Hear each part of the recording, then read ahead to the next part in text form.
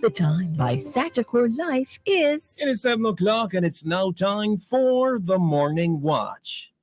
The Love 101 FM are advised that the views and opinions expressed in this program are not necessarily those of Love 101 FM.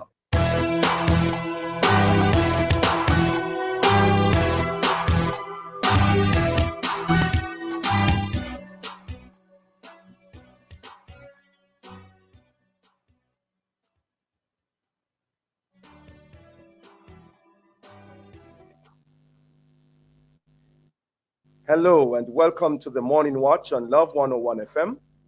I'm your host, Diahann Toussaint. A special welcome to our listeners on love101.org, and if you're overseas and on the move, U.S. listeners can access us at 712-832-8001.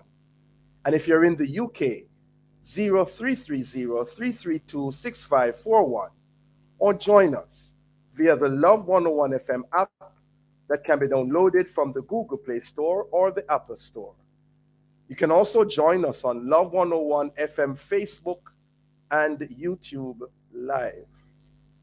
In the first watch today, taking stock of TikTok. And in the second watch, is it time for the abolition of the minimum wage? Our social media question, we ask, to what extent is parenting responsible for the kinds of inappropriate posts done by our children on social media? Please share your responses on our Love 101 FM Facebook page and YouTube channel, and also on WhatsApp 876-997-3125 using the hashtag The Morning Watch. We'll share your responses later on in the program, but before all of that, here's I quote. Dream as if you'll live forever. Live as if you'll die today. James Dean. Good morning, sir. Yeah. Good morning, Roshane. How are you doing, my brother? I am doing well, giving God all the praise this morning. Dreaming as if you will live forever? Mm-hmm. Yes, an interesting quotation there. Definitely. By the way, how are things panning out for you with this early morning episodes? Well, as many would know, I'm kind of a morning person. I love the getting up early, doing my shift, and as soon as I'm through, my day has just begun basically. So I like the idea of coming to work early, start working early. There's a saying that says early bird catch the most worm. So I'm just All gonna right. apply that one to the situation. May you catch many worms today, Roshane. All right. The first watch will be back after this break.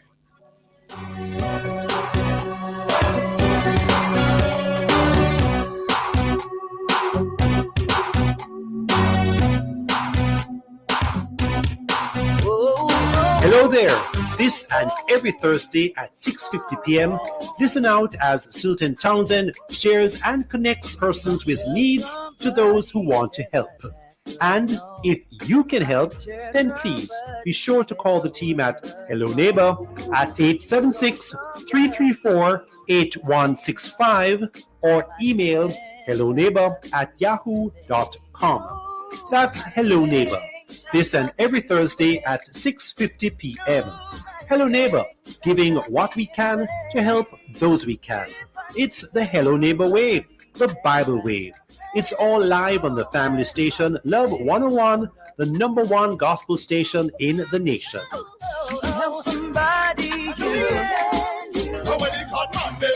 Man and man, after dating comes the proposal. But whose responsibility is it to propose? How long after dating do you wait to pop the question? Or can she pop you the question? Those will be explored inside the mailbox, the program designed for men, hosted by men with guests who are men. So tune in this Wednesday, February 16 at 5:30 p.m. as we take a look at who should propose. That's the mailbox this Wednesday, February 16 at 5:30 p.m. with hosts Courtney Morrison and Kevin Bailey with the topic, Who Should Propose? Right here on Love 101, the family station.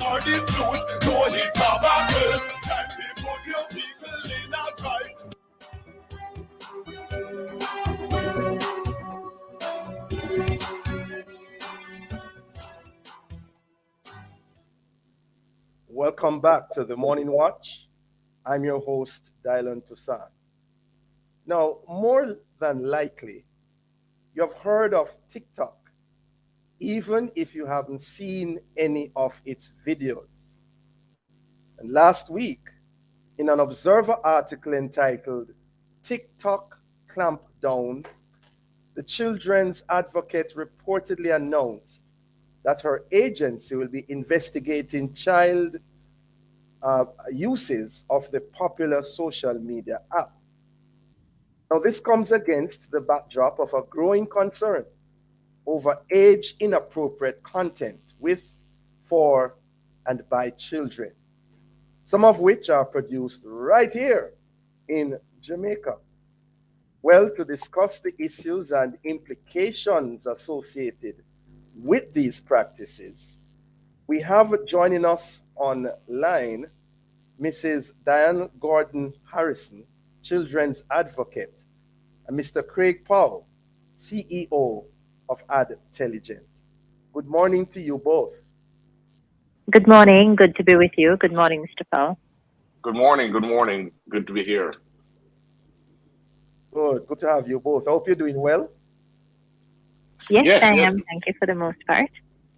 Doing fantastic. Great. Let's begin with you, Mr. Powell. Using simple terminology, could you explain to us what TikTok is and how it really came about and what's its modus operandi? So TikTok essentially is let's call it a short video platform which focuses on video content, and the idea of being able to make 6 to 15-second short videos, of course, it's extended a bit longer, where you can use songs or voiceovers or trends and upload to a certain hashtag, like Instagram, except different, as in you can track and see the million people that do that certain trend, and you can you can essentially interact with the content by making your own video like that. So it's taking like the most interactive parts of Instagram, the most interactive parts of Twitter, the most interactive parts of Facebook, and then stamming it into like one space. So it grew from China. A person in China was trying to figure out how to make newspaper articles easier to read and to literally find out how he could compress everything in a newspaper article into a small piece. And that technology and that algorithm that he built to do that is what he eventually used to make this TikTok thing, which is now the fastest growing social media app in the world. It works extremely well for celebrities and music artists. It works extremely well for new content creators. As I said, it's the fastest growing app, and it specifically works really, really well, better than Instagram, for young content creators. So there are more people who are getting famous who are 15 years old, 14 years old, 16 years old from TikTok than on Instagram. I gather you don't have to pay anything. Is that so? No, it's free, and they're just building out their advertising platform. I don't have any clients at all who use TikTok for advertising in terms of running ads on it. So that's not really something that's popular. But the platform itself is growing extremely, extremely fast. It has a lot more engaged users on average than Instagram or Facebook. Facebook stock dropped 2 weeks ago because their daily engagement numbers were down, but TikTok is just blowing up. It's it's the hottest thing right now. And what's the catch, Mr. Paul, behind it? Because I'm just saying, if it's free, no charge at all. What's the catch? What's behind all of this? So remember, before Facebook and Google, all these app platforms that were free, nobody knew how to value them, because they said, if you're giving them something away for free, what do you actually get? But after Facebook, after Google, we realized, no, when you have all these users, you're generating lots of data, and data is actually worth something. So TikTok, in theory, knows what artists are going to be popular before, they know what products are going to sell before, they have a lot of data on human behaviors that they can sell to advertisers like us. So the platform is worth a lot because advertisers are going to be able to use the data to understand human behaviors. And specifically, when you look at, I know this thing is looking at children, and I know my sister and some other people are on it. Um, the amount of things they know about what kids like, what clothes they're gonna like, what styles they're gonna like, because with the videos that are popular, if they're wearing a certain style, you know, Mm-hmm. fast fashion like a Zara could use that and say, oh, this shirt's gonna be popular based off what people are wearing. There's a lot of data that's being generated. Therefore, Wow. the valuation of the company being billions and billions of dollars makes sense. So even though it's not making money yet, you can see what type of data they're generating, which is, per person, tons and tons of preferences. Even like Tinder, they could tell you what type of person are you attracted to, what type of thing are you. I mean, there's so many Wow. things they're generating through the Wow. data on TikTok. Wow. Mrs. Gordon Harrison. Yes. Mm-hmm. Yes, in response to a question raised about toddlers and TikTok videos at a seminar, you reportedly stated that your office has seen an increase in the number of videos and will be taking steps to first identify the children and their conduct and conduct social inquiries into their home situation. How widespread is the increase, and what are those steps that you will be taking to identify those children and their homes? All right. So at this stage, we have not yet received the data that we have certainly commissioned through a study called JA Kids Online. Now, this is a study which is being done in partnership with UNICEF, and it builds on a 2016 study that the Office of the Children's Advocate conducted and published its findings on, and also a set of guidelines for children, parents, and school administrators to use to help, ensure that it's only responsible use of social media, appropriate use of social media and online platforms that our children are engaged in. So the data is not yet in. So what I speak from is the obvious increase that we as Jamaicans have seen, particularly since the onset of the COVID-19 pandemic. And of course, the increased proliferation, for example, of user-friendly apps, such as TikTok, as Mr. Paul so ably described, which is catchy, it's attractive, it's hip, and it fits in with the I want to produce content now and go viral mindset that a lot of our youngsters, particularly teenagers, have. And so what we've seen is that with the forced kind of migration to more online spaces, because COVID-19 really dictated that. We do meetings online, we go to school online, we do extracurricular online. Some schools were even doing swimming online. So that tells you about the migration to online spaces that has become normalized. And really what we're seeing is online and social media platforms being used for all sorts of purposes. Once you have that, you're going to have the good, the bad, the indifferent, and the inappropriate. And so that's what we've seen with all the videos that have gone viral. And in a more direct way, what does your office plan to do? How are you going to? Yes. All right. So it's a multidimensional problem, and as such, it requires a multidimensional response.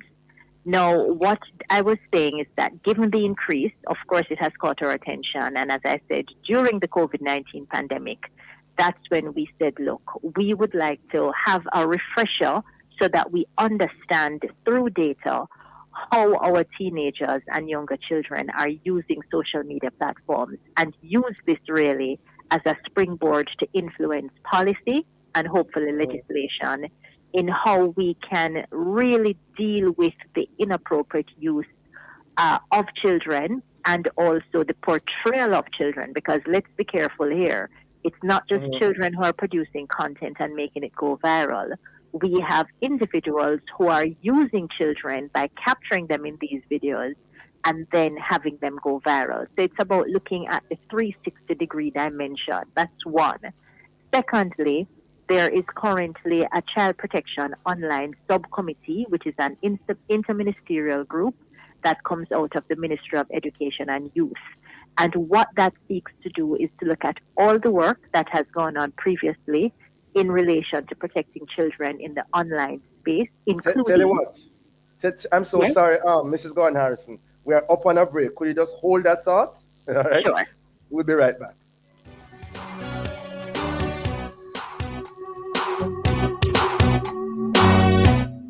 Chunky, spicy, and delicious. Lasco mackerel. Get hooked on the tastiest mackerel around. The time by Lasco mackerel is 7:15. Well, Digicel, connect. Alright, connect with Brata. Digicel, Digi7-day Brata data can't done. Look on data, good data. No for you and not for your neighbor. Look on data, good data. Entertainment and the go, why wait till later? Connect with Brata. Digicel, Digi7-day Brata data can't done. Data can't done.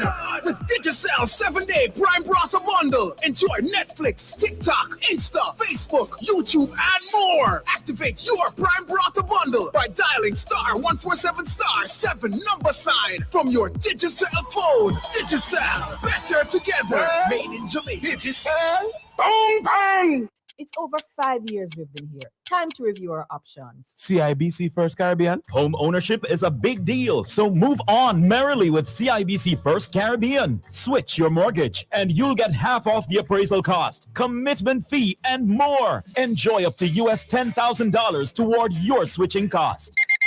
A peaceful rest. Glad we moved to CIBC First Caribbean. Merrily. Terms and conditions apply. Visit CIBCFCIB.com/move merrily for details. Massey Group will be 100 years, and that's significant. We've survived all sorts of wild, crazy things that have happened. It's really thriving. People don't just buy a product, right? They buy how you make them feel and whether your values align to theirs. Massey differentiates ourselves because we believe that when we are all successful, the region is going to be more successful. Learn more at burrito.com/Massey. From generation to generation, Jamaicans have depended on J&B Bank to make the pride and joy of providing a safe place for their families possible. Now, with no processing fees and no down payment mortgage options, you can open the door to your own sweet home, a legacy to hand to your next generation. Visit jnbank.com to get pre-approved today. J&B Bank will help you find a way.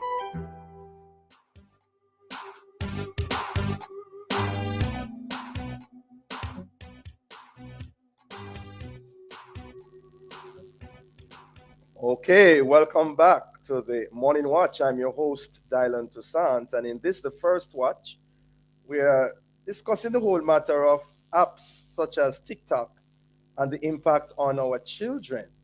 And we have online Mrs. Diahann Gordon-Harrison, children's advocate, Mr. Craig Powell, CEO of Adtelligent.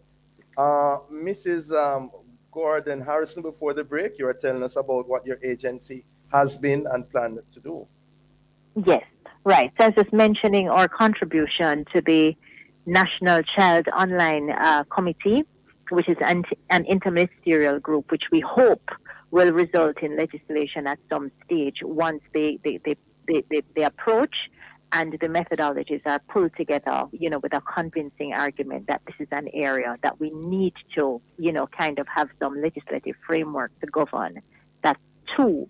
The third thing I want to mention is that just last week, it was Safer Internet Day last week, and certainly what is a very encouraging move, I believe, is the creators and the persons who are key stakeholders in some of the major companies have recognized the exploitation that takes place and the portrayal of inappropriate content involving children, and they have all kind of coalesced around the issue to say, look, we now have safer internet user policies that if we see certain content or if we get reports of certain content involving children, we're going to take action by removing that content and perhaps even collaborating with law enforcement.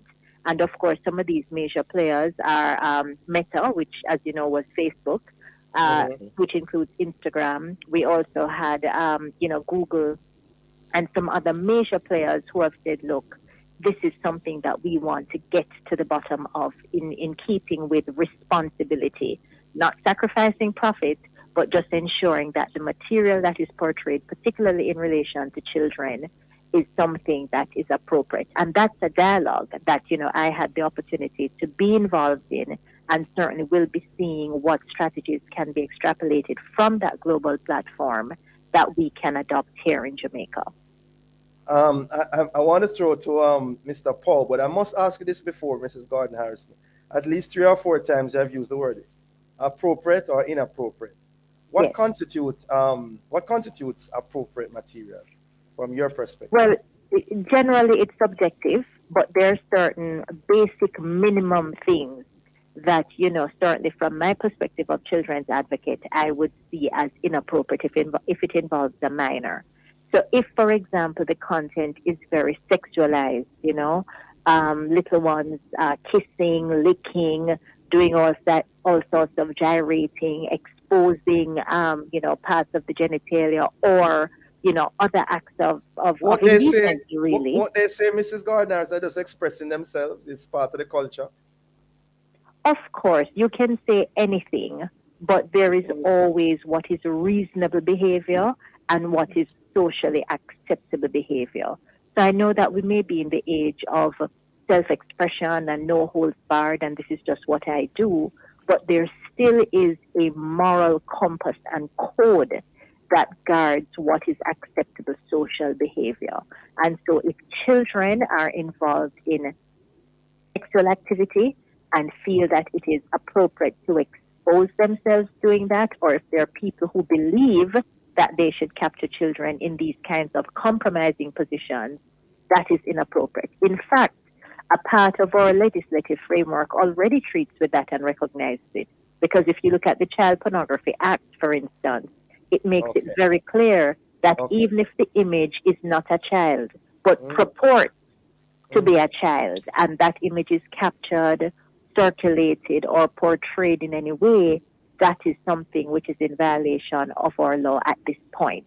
Under the Offences Against the Person Act as well, there are acts of gross indecency, which again capture that kind of private behavior, if you will, that is being put on public display. So we still have a moral code, even though we seem to be in the era of anything goes. I am so happy to hear that. Mr. Paul, I don't know if you have any thoughts on what was just said by the children's advocate, but I want you also to respond to this.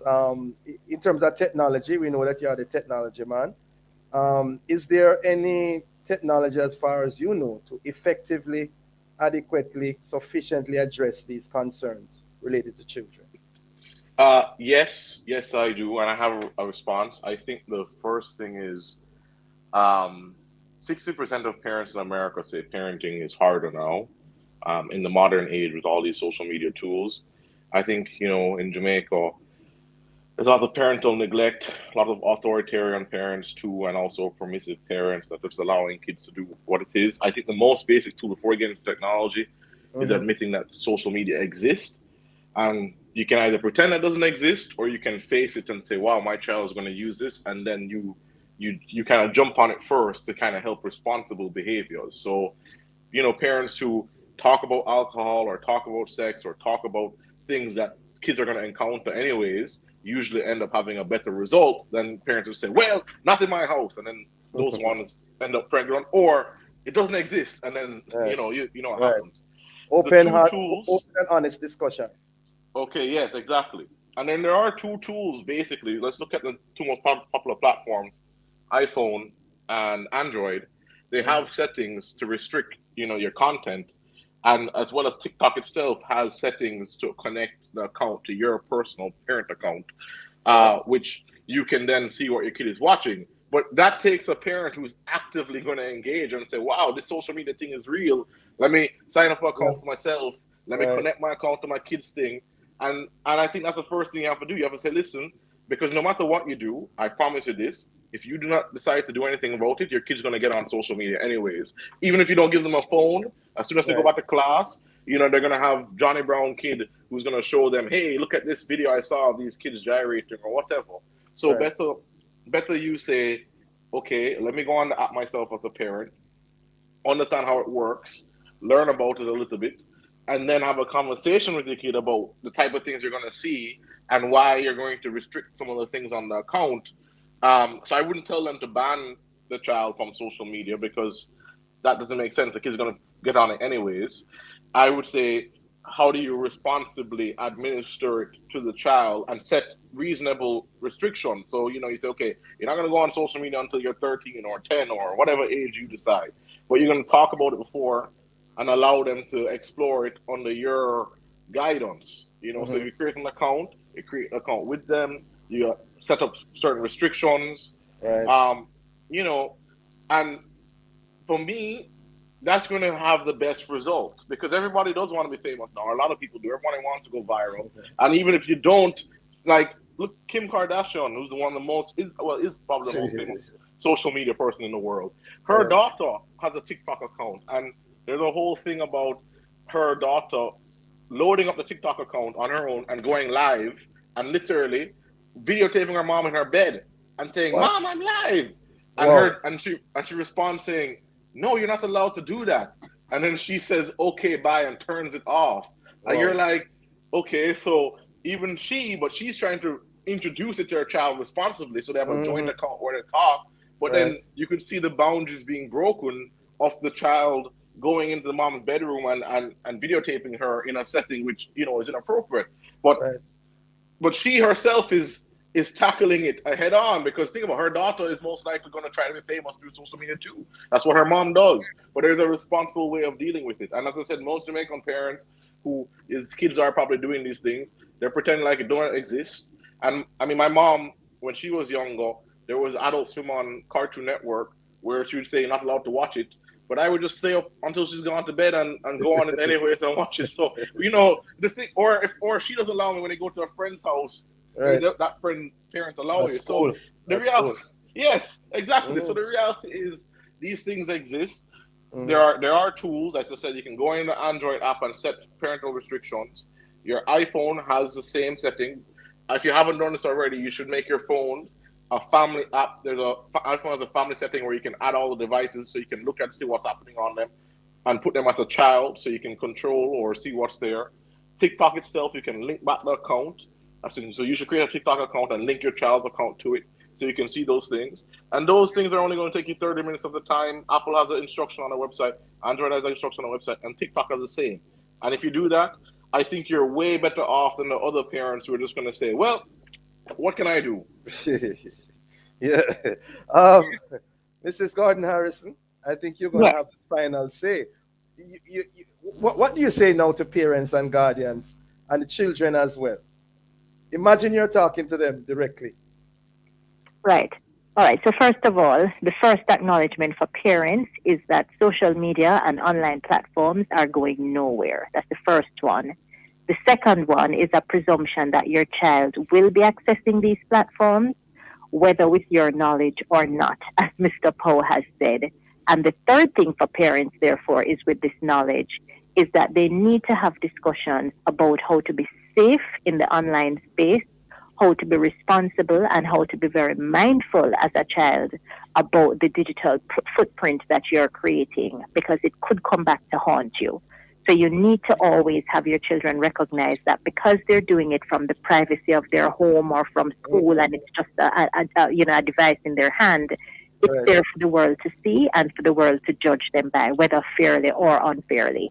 And children, always remember that what you think you're doing in private is not in fact private if it's on social media or online. So if you don't want to be discovered or associated with certain behaviors, don't do it online just as you wouldn't do it in person. There are going to be those who perhaps, we have a half a minute, quickly. I don't know who's going to take it, but those who perhaps made mistakes online already, they did it and they're sorry about it. What would you advise them to do now? I need to delete it. You need to delete it because I look at every single person's TikTok and Instagram and LinkedIn profile before I even hire them. And there are people that I have seen based off not their resume, but what they put on their TikTok, all sorts of freakiness is going on there. And they're coming out of college and they'll say, probably my private space, but then you're looking at this person and you're like, okay, it's your private space, but you're putting up this weirdness as some very sexual stuff. I don't necessarily want you to work at my company. You look like you focus on other things. So they delete it, Craig. It's gone? Because I'm understanding that you could delete till Jesus comes.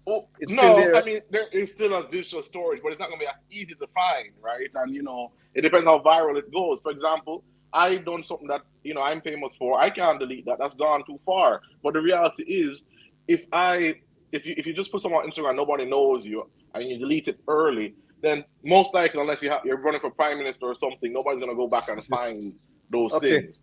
But Okay. for the average Until person, they I they should also just want to delete add that. though.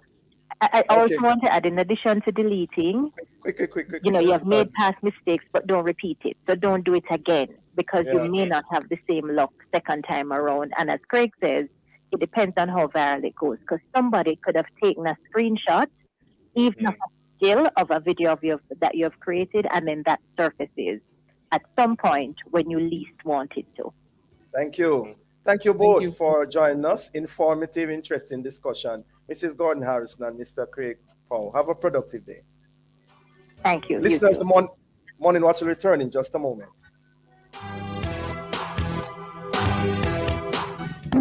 Now with no processing fees and no down payment, it's time to open the door to your own sweet home. The time by JN Bank is 7:31 right here on Love 101.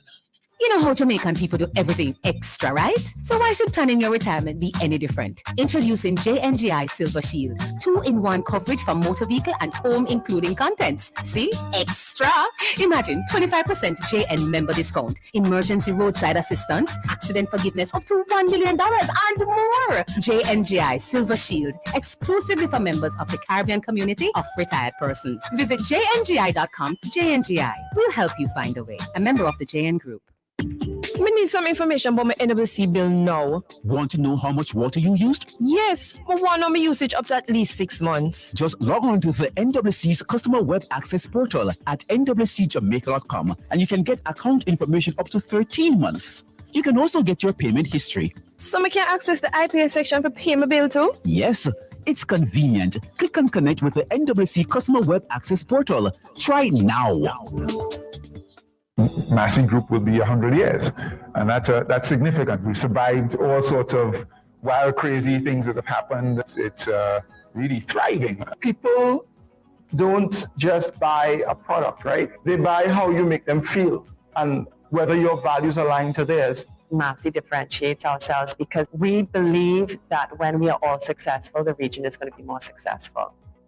Learn more at burrito.com/Massey. What a good thing to get the third party, brata. Third-party car insurance just got a whole lot better at Key Insurance. Just add Brata to your third-party motor insurance policy and get collision coverage for your vehicle plus protection to the other driver. Request the quote online at keyinsurancejm.com or call 888-CALL-KEY. It's a third-party Brata. Extra protection, extra savings, and extra peace of mind. Conditions apply.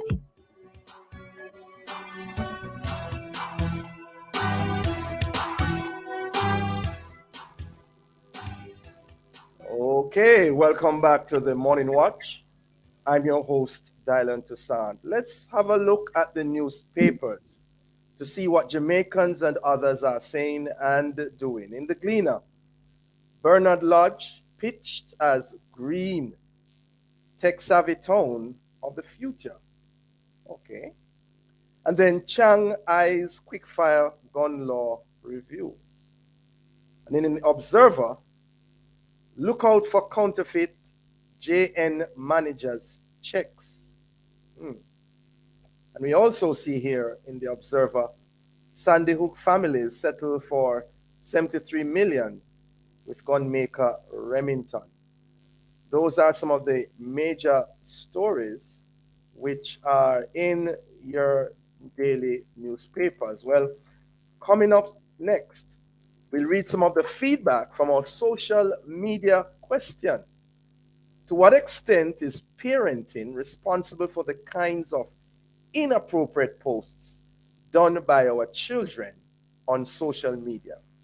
We're asking you to leave a comment on our Facebook page and YouTube channel, Love 101 FM Jamaica, or WhatsApp 876-997-3125.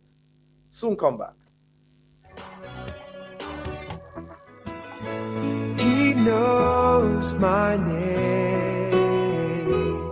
Here is your opportunity to connect with someone who will listen, pray, and give guidance. It's the telephone counseling ministry of the Edgewater Baptist Church. Please call 876 220 6474. Weekdays between 8 a.m. and 9 p.m. and Sundays between 8 a.m. and 8 p.m.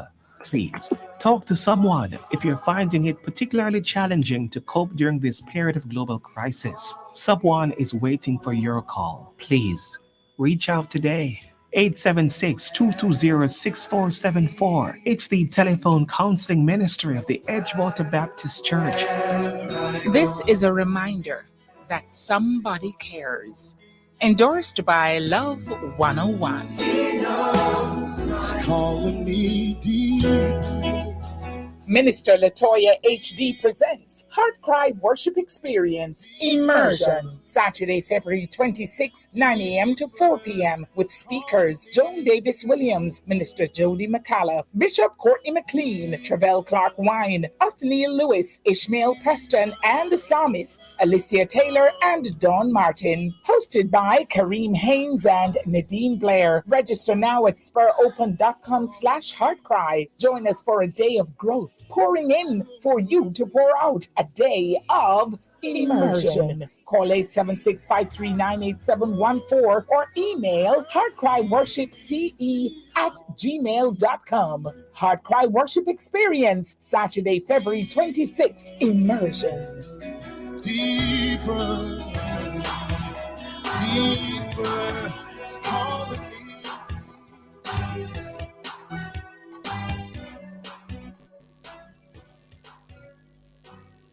Welcome back to the Morning Watch. Thanks for staying with us. I'm your host, Diahann Toussaint, and we now segue into the second watch.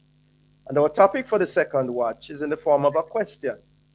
Is it time for the abolition of the minimum wage? Is it time for the abolition of the minimum wage?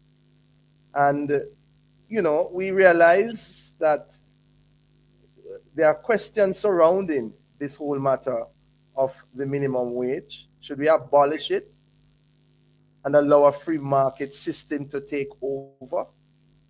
Who would benefit more? And what would this mean for all? The proposal was recently made by the president of the JCC, Ian Nita.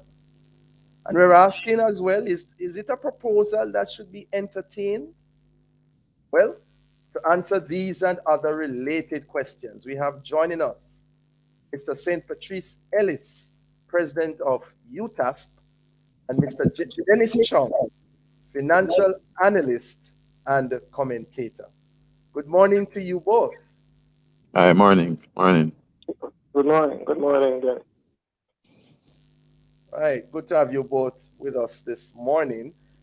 Gentlemen, let me begin at the very beginning by asking, what are your opening thoughts on the report that the JCC, Jamaica Chamber of Commerce, wants wages determined by market forces instead of by an established minimum wage? Beginning with you, Mr. Chung. Yeah, I don't agree with it. I think that I'm certainly a market person, but government has a role to play in terms of certain minimum protections. And I think that it's important to have a minimum wage. As to the amount of it and the constant revision, I don't think it's something that we should be looking at maybe every year, right? But certainly there should be a minimum livable wage, right? I believe in the market, as I said, but we have to also consider that a market that is uncontrolled, right, can lead to certain distortions in terms of abuses and that sort of thing. So, a minimum wage is very important because there's no real free market. You can't have that totally. So that would be my opening thought on it. Interesting, Mr. Chung, coming from you. Mr. Ennis, Mr. Ennis, your opening thoughts. I also am not in agreement. I think the suggestion that we go to the market for minimum wage is, however he arrived at it, is ill advised. When we look at the countries that do not have a minimum wage, they are mostly wealthy countries, developed countries, some of the richest countries like the Nordic countries and others. The vast majority of countries have an established minimum wage, and we have to understand what a minimum wage is for. It is to protect our most vulnerable in the society, persons who are, with the least skills. And that is the aim of any minimum wage, so that they are afforded what, well, Dennis referred to a living wage. Minimum wage and living wage are actually two different things. We are not at the living wage stage yet, but I think that is our objective. But to afford them some ways of coping and competing or even surviving, I think that is required, particularly when we don't have a competitive labor market. Yeah. For those categories of workers of which I mentioned. Yeah. Mr. Chung, the national minimum wage has been established for a number of years. I am assuming, because I can't read the president of the JCC's mind, but I'm assuming that behind his expressions may be concerns that the minimum wage has not been working the way it ought to, or the fact that the persons are being paid below what they are due, even with having this minimum wage. What are your views on that in terms of the effectiveness of the minimum wage over the years? Well, I mean, it's not something that gives people a salary that or a wage that they're not going to struggle. They're going to struggle, but the fact of the matter is that, as was just said, it's better than nothing, because if you have a situation where you don't have a minimum wage, then given the fact that the labor market at that level is not competitive, right? Because we do have a lot of people in that section of the labor market, then people are going to be exploited. I mean, the fact of the matter is that we've always had a relatively high unemployment rate. And even when you look at the people who are employed, unemployment in Jamaica means you're working for at least 1 hour in a month, which is ridiculous, right? So if you don't have that minimum wage, and it also creates a social good to have a minimum wage, because if too many people are exploited and they're not earning a sufficient amount of money, then they might not work, number one, but certainly a lot more people might turn to crime, in terms of petty crimes and that sort of thing. So it does have a social good component.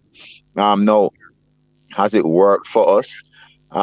It has worked in that context, but the real problem Jamaica has is our lack of productivity because of our labor laws.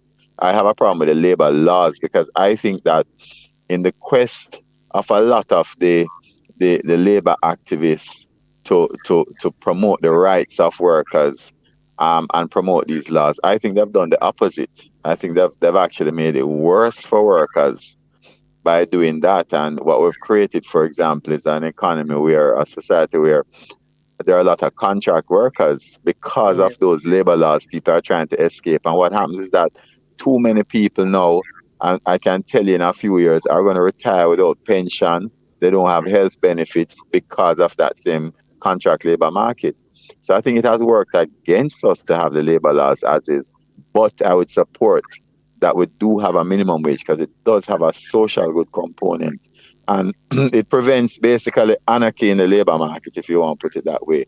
But when it's being considered the parliament or whoever is considering it has to consider that if you push it too much, right, then you're going to have job losses. Businesses are going to close down.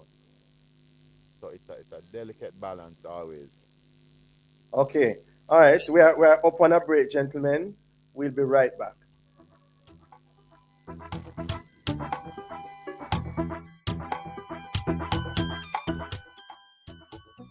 South Coast, hotel workers and man wear off boat. This a for the craft vendors, red cap porters and transportation at airport. Jamaica tourism pension plan, building towards the future. For tourism workers across the island, retirement benefits to contributions. Every worker in the industry, permanent self-employed contract. For your service you deserve security. Yes you do.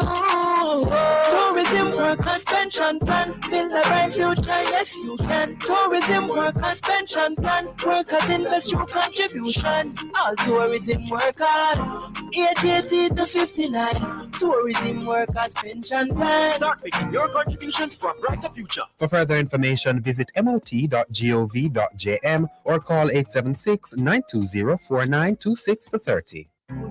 Do you operate a business in the manufacturing or agro-processing industry? Sagicor Bank has a loan just for you. Sagicor Bank Manufacturing and Agro-Processing Loan. Borrow up to 50 million with up to 12 years to repay. Financing you can use to retool, expand, improve efficiencies, or gear up for export. Speak with a business banker today. Sagicor Bank Manufacturing and Agro-Processing Loan. Just another way Sagicor Bank is taking care of business. Conditions apply. You work hard to make Jamaica a first-class destination. Isn't it time you receive the 5-star benefits? Retire smarter with the Tourism Workers Pension Scheme, a portable plan that also provides your family with financial security in case of your untimely death. It's easy, affordable, and accessible online. Retire and relax with the Tourism Workers Pension Scheme. Visit twps.myguardiangroup.com or call 876-927-4105. Guardian Life. Live secure. Live easy. Massing Group will be 100 years, and that's significant. We've survived all sorts of wild, crazy things that have happened. It's really thriving. People don't just buy a product, right? They buy how you make them feel and whether your values align to theirs. Massey differentiates ourselves because we believe that when we are all successful, the region is going to be more successful. Learn more at burrito.com/Massey. Be tax smart. This tax season, file and pay your final income tax return for 2021 and estimated return for 2022 due on March 15 with tax support in so many ways using our web services, customer service center, 888 Tax Help, or special taxpayer assistance program. Tutorials available online at jamaicatax.gov.jm. All income tax returns, including individual, must be filed online and on time. Pay taxes your way. Tax Administration Jamaica, changing the way we do business.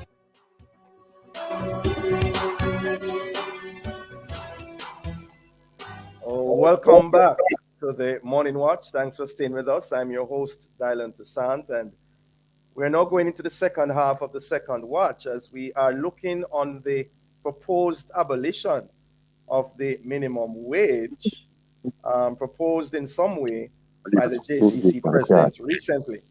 And we have online Mr. Dennis Chung, financial analyst, and Mr. St. Patrice Ennis, president of UTAS. Mr. Ennis, are you still with us? Yes, sir. Right, good. I don't know if you have any comments or additional things to say based on what Mr. Chung just said, but I want to ask you, Mr. Ennis, what about those who are saying, why not give the whole thing a chance? I mean, what do we have to lose? Because there are persons who are arguing that what persons are being paid now anyway is way below what they should be getting. Why not just get rid of the whole thing and see how it goes? Firstly, it is the least skilled worker that is most likely to be harmed by the non-existence of a minimum wage.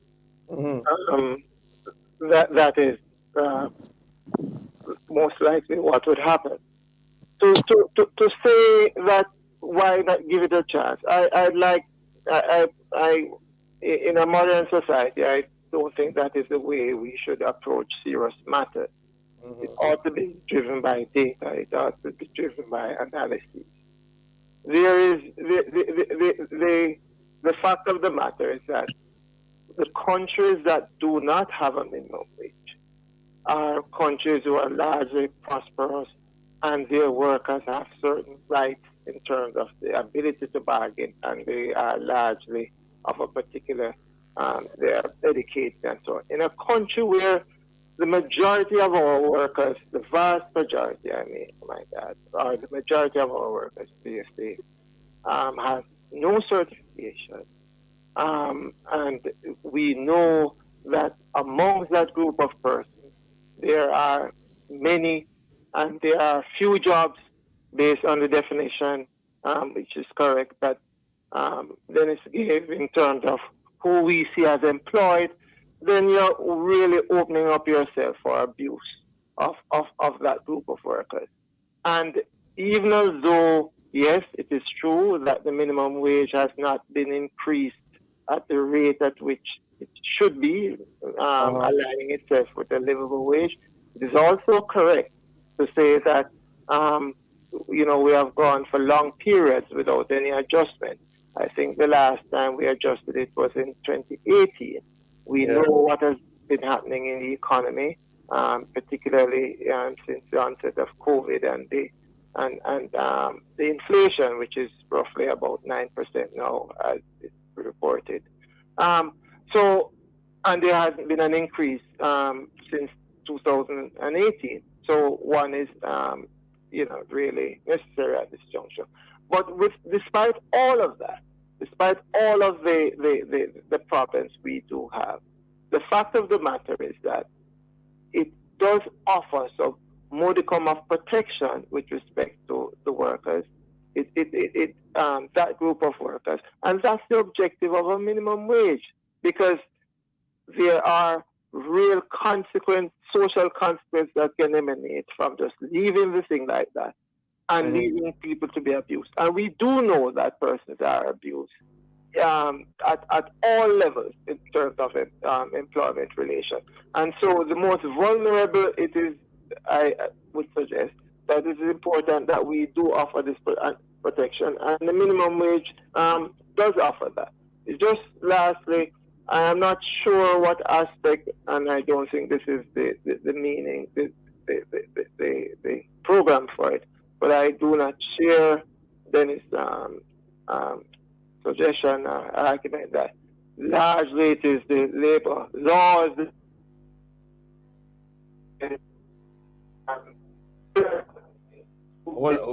Hold on, Mr. Ennis. I don't know if I'm the only one. Mr. Ennis, so I didn't hear what you said a while ago, seconds ago. Could you repeat it? About the labor law? I think, I hope I'm not mistaken. Hearing you now. Yes, that the labor laws is responsible for a lot of the ills we have with respect to us being uncompetitive. I would add that there are myriad other things that would cause our work productivity to be as low as it is. I spoke earlier about the preparation of our workers, our education system, a lot of other factors. And so I just put that out there that I do not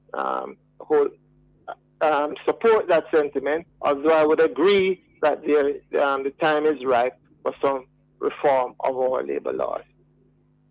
All right, Mr. Chung, I guess you're going to want to respond. Well, I think that in 2013, when the IMF had this agreement, it said that one of the most important things to happen was the reform of the labor laws. That has not happened yet. And the reason why they said that is because the labor laws, as is, it works against the worker. It's trying to protect in the long term. In the short term, sure, it might seem to have some short-term benefits, but long term, it does nothing to protect them. I mean, that's my view. And, if you look at it, we've had the labor laws. We've had the labor laws like this for a very long time. The evidence shows that the people at that level, their work situation has gotten worse, right? And the people in the higher productivity, higher income levels, it has gotten better for them. So for me, the proof of the pudding is in the eating, but it's something I prefer, and I've always maintained it. And I think that the longer we take to address it, is the worse the situation is going to get for the lower income levels of people. On that matter of lower income, let me just put this in here that Mr. Ianita was contacted, I understand, but he is unavailable. He was unavailable to join us this morning. Mr. Ennis, you spoke about livable wages. How is that tabulated? Well, we do not have that. As I indicated earlier, just prior. Yeah, we certainly don't. How would it be tabulated though? How you measure that? Well, you would look at what is the minimum requirement for a person to survive. Which was the idea behind minimum wage? Perhaps it was, but as I'm saying, that has never been the position. We didn't. I don't think any government has ever said that what they are establishing is a livable wage. I think, and there's a distinction between the two. Although I would agree that that is the direction in which we must move towards a livable wage. But the argument for not moving there, as exposed by some, is that we cannot afford to do so. But at least we should know what is a livable wage. And so there are studies done to show what is a livable wage, and oftentimes it is, I would submit, it is higher than what the current minimum wage is. As you know, the minimum wage at $7,000 per week now is not reasonable. And I would add that most employers would pay above that. Just to, in response to Dennis, the majority of these workers who are minimum wage workers are outside of the collective bargaining arrangement. They are outside of that. In other words, they are not necessarily represented by any trade union or any collective bargaining process. These are largely domestic workers and so on, and people who work in the stores and so on. And so it is difficult sometimes to have collective bargaining. The security guards is minimum wage for that group of workers. That's about probably 25,000 and so on. Those are largely unrepresented. And so it is, and so that is how the government steps in to offer some form of protection for those categories. So those are largely outside of the domain of collective bargaining or any form of representation. Mr. Chung, you have 1 minute if you want to respond. As I said, I support the minimum wage. I think there's a lot wrong with our labor market still. Certainly, I think that the labor laws, I think, as they're structured now, does create an impediment for the lower level people. I mean, all of them might not be in a collective bargaining situation, but what it does is that it creates a culture of behavior in the workplace. And that is why we've moved so much towards contract labor, which a lot of people on contract labor are not with health insurance and they don't have a pension. They're going to have a problem. Right, they're going to have a problem in the future. And, that would be just my view on it. We have to leave it there. All right. Thank you so very much, Mr. Ennis and Mr. Chung, for joining us. Have a productive day, gentlemen. Yeah, man. All right. Thanks. All right. Thank you, listeners, for being with us. Join us again tomorrow as we continue to set the stage for a discussion of topical and controversial issues.